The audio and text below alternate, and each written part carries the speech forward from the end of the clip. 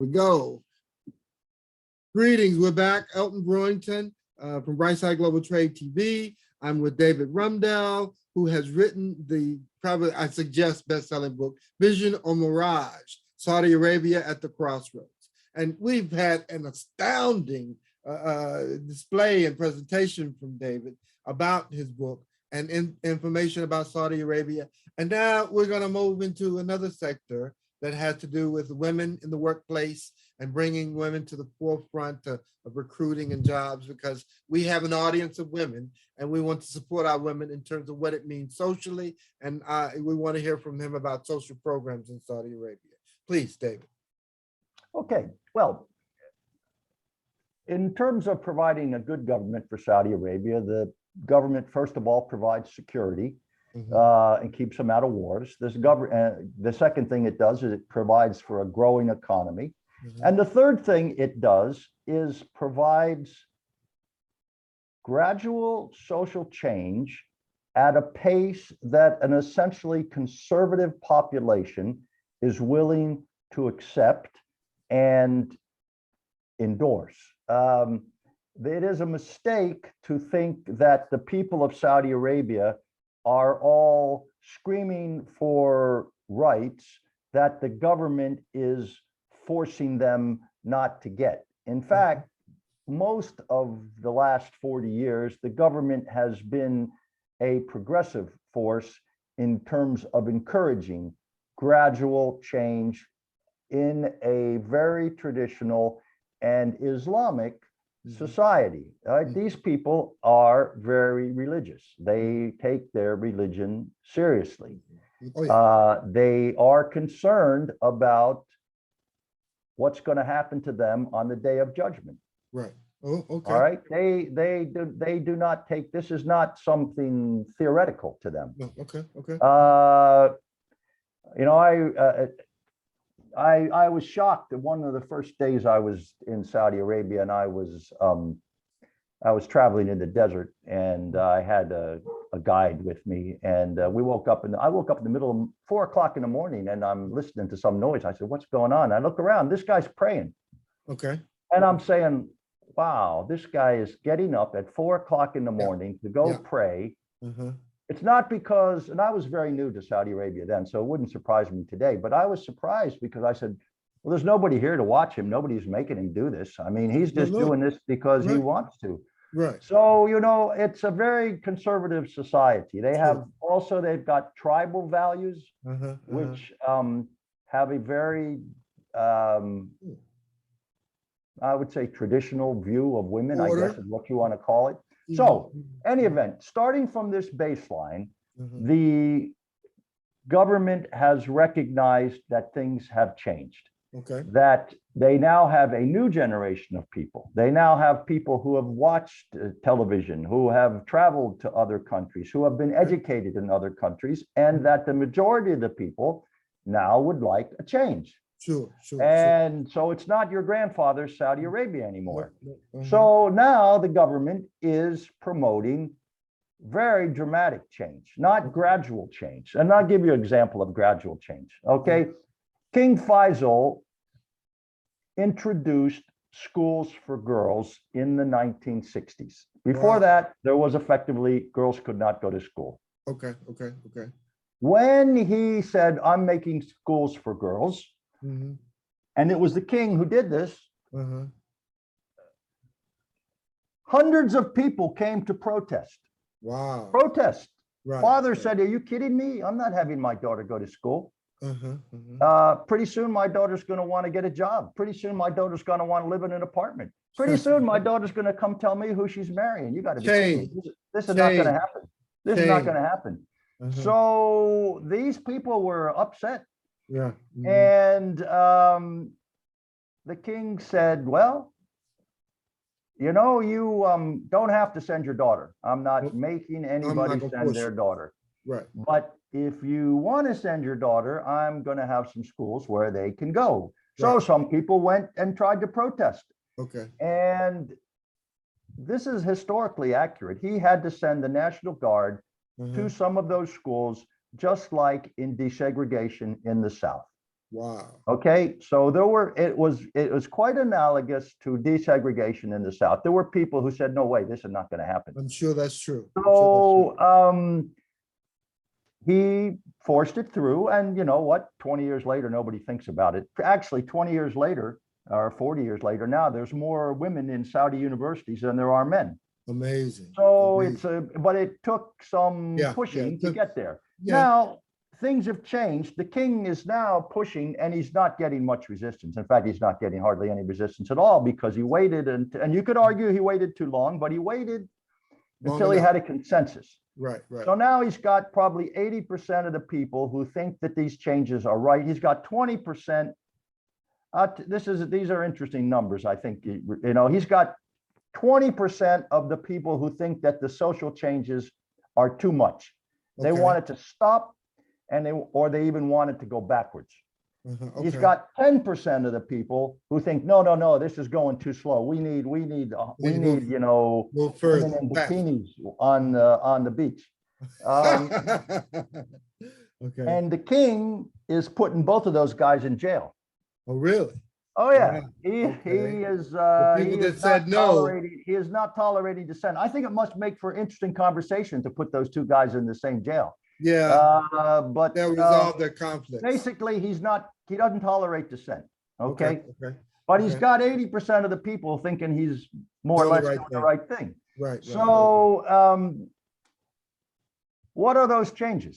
Right. Well, the biggest one, it falls into two parts. Okay. One is he is reducing the influence of the religious conservatives. Okay. And two, he is increasing the power and women. Okay. Now, how's he doing that? The first part's pretty simple. He took the religious police and he more or less shut them down. Okay. And secondly, he took the people who evangelize their conflicts or their issues. kind of Islam abroad, Uh-huh, and uh-huh. he told them that they had to start preaching tolerance and Sure. moderation, Right. Right. which they have done, actually. The head of their Muslim World League went to the Mhm. anniversary of the liberation of the concentration camp Auschwitz, Wow. which is something that wouldn't have happened 20 years ago. Okay. So they are trying to preach a more tolerant form of Islam. They have reduced many of the Islamic restrictions, clothing, prayer Really? times, Wow. different things are being either abolished or less strictly enforced. Wow. But let's talk about women in particular. Sure. Uh-huh. Everyone, I think, knows that the women couldn't drive in Saudi Arabia. Yeah. Now they can drive. Okay. Now, the interesting thing about that is that change in Saudi Arabia used to come gradually. The king would take it step by step by step. I saw this in many changes. Okay. People thought that when they give women driving licenses, it will again be step by step. So first we will say, okay, today, all women over 40 who are married can get a license and they can drive during the daytime. Okay. And then, next year we'll say, okay, women under 30 over 30 can get a license, and they can even, they don't have to be married. It'd be like some gradual thing. Some gradual process. And that's not what happened. The day that women got to drive, they got a exact same test, exact same license as men. And everyone said, wow, that's interesting. That's not the way things usually happen around here. So that was the first thing about the driving. But then what was more important is this something called the guardianship regulations. Now, this was not just one law. This was a whole series of regulations that basically said a woman has a legal guardian. Right. That is either her father or her son or her husband. Right. Or husband. A male member of her family. Right. And it's usually her father and then her husband. And she has to have his written permission to do a lot of things. Okay, okay. Open a business, open a bank account, get a Okay. passport, travel outside the country, have a cesarean delivery. Okay. All these All things those you had things. to have your guardian's permission. That Okay. has all been swept away. Really? Women can do these things Really? now. Really? There's still a couple of them that are left. What about marriage? Most, They do, they marriage, have marriage arranged is marriage. still one where they have, I think, I'd have to look and see if that one's changed. Last time I looked, you still needed your permission of your father to get married.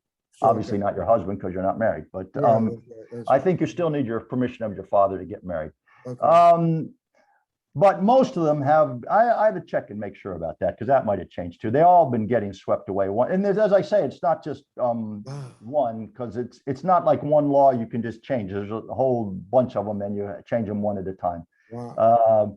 This is phenomenal, especially now, because the change in the culture is related to the culture in women and the transformation of how they perceive family and perceptions of how the culture is moving and what direction they're moving into, which sounds like it's more of an open community, a community of, family and people that make decisions about their perspectives of their family and the future. Well, that's correct. And there's two reasons for this. Number one is there's a new generation of people who want to be more free. Sure. But number two, if they want to be part of the global economy, if they want people to come to their country and invest there, they have to have social norms which are more in line with the rest of the world. Sure. And so they do want their economy to grow. They don't want to remain isolated. For a long time, they were very isolated. They lived in their little desert. They didn't want anybody to come bother them, and they didn't go bother anybody else. And they had their money from oil, and they just stayed in their little place. But they now would really like more people to come, and they need it to make it a more, if you will, user-friendly place to, especially for women. Now, the other part of that is that one of the successes of the United States, one of the reasons we have been prosperous and successful, is our ability, more than most countries, to utilize the talents of everybody. Regardless of your gender, regardless of your skin color, regardless of your ethnic heritage, we have more than most countries given everybody a shot. And that is a good thing because, needless to say, half the smart people in the world are women and half the dumb people are men. So, this is true. So Good why analogy. would you say only the men can do stuff? So you reduce your talent pool substantially by excluding women from the labor force. And you reduce the competition too. You don't have to be as good because exactly. So it's really ridiculous. But exactly. So they've been making a. This is my. I'm sorry I interrupted you, but they used to have a lot of jobs that women could not do. In fact, the number of jobs that women could do was very few. They could be doctors. They could be teachers. That was about it. Right. Everything else was banned. Right. Okay. They couldn't be engineers. They couldn't be lawyers. They couldn't be geologists. Okay. They couldn't be Scientists, accountants. doctors. Okay. Now that changed. Okay. Now there's almost no jobs that they can. I think they can't be miners or something, coal miners or something dangerous like that. But there's like dangerous ones. Yeah. But there's all those changes they've been taken away, those rules. And in fact, they actually now started a affirmative action program, which is pretty aggressive for amazing. Women, because they want women to get hired. And there is definitely an affirmative action program going on for women right now. Women can now do sports, which they couldn't do before. Women can now sit where they want to do. Women can sit where they want in a restaurant, which they used to not be able to do. Amazing. So there's a lot of things that changed with relationship to gender in Saudi Arabia, and mostly there. To me, this is quite striking because basically you have the case of Afghanistan, where the United States spent billions of dollars and thousands $1 trillion. $1 trillion. There. And what's happening there? Yeah, It's going backwards. Okay, Yeah, they're yeah. putting women back in these cloaks. That's true. It's amazing. It's Saudi great. Arabia, where we didn't spend any money, and they buy stuff from us, and we certainly didn't give them any money, and we certainly didn't spend too many American lives defending them, or trying to change their country. And they are doing all this stuff on their own. See now, David, this is astounding, and so here's where we are. We've covered a myriad of territory today, and we want to pursue them now and the more, because we want to mirror some of the elements that you've explained to us today in the 3 sectors. And we're excited here.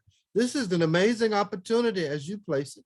And it's a time that we as Americans and yielding and merging the cultures can facilitate growth and opportunity. And so we really want to be about that. And so, we're going to take this moment here, and we're going to let you have your final comments and statements about what it sounds like for you.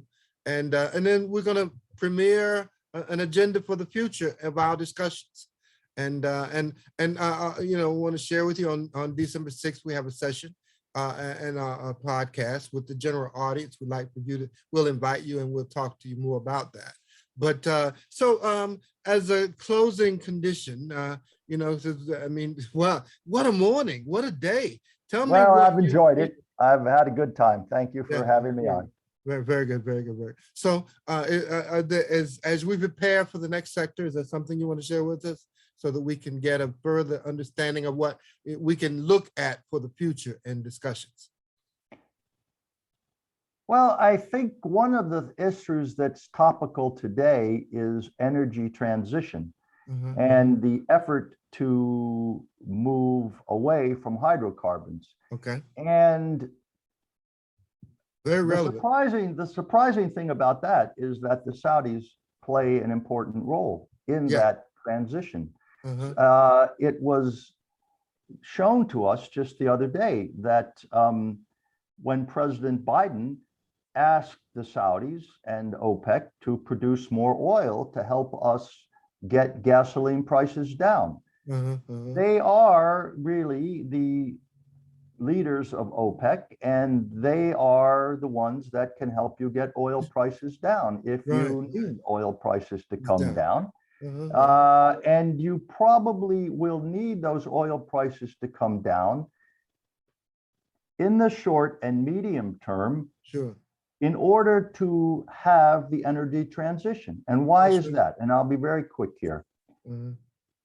If oil prices become too high, like they did in 1973, like they did in 1979, and we have a recession, which we did in both of those cases, you will not have the capital available to fund this energy transition, which costs a lot of money. That's true. That's true. That's exactly the second point is that if people end up paying $5 a gallon for gasoline because of a Green New Deal, they will quickly become unhappy with the Green New Deal. That's right. You will not have the political will that you need to make this transition. That's right. So in terms of having both the political support and the financial means to make this transition, you need reasonably priced, affordable gasoline and oil. And the only guys that are going to do that are the Saudis at the moment, especially as we begin to, I wouldn't say destroy, but certainly reduce our own energy production. That's right. That's a very good point, David. You're exactly right. And with that, we're going to shut it down and get ready for the next sectors of what we're trying to do. I really want to thank Mr. David Rundell for his presentation today about his book, and Vision or Mirage, Crossroads of Saudi Arabia. We thank you, David. Today was amazing, and we are hosted and hastened to come back with solution for new sectors to this broadcast. And your participation was quite astounding.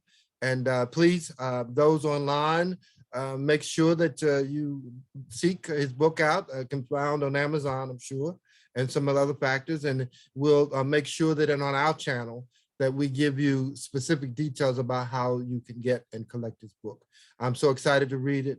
And with that, we are saying thanks, David. Thanks so much for being with us today.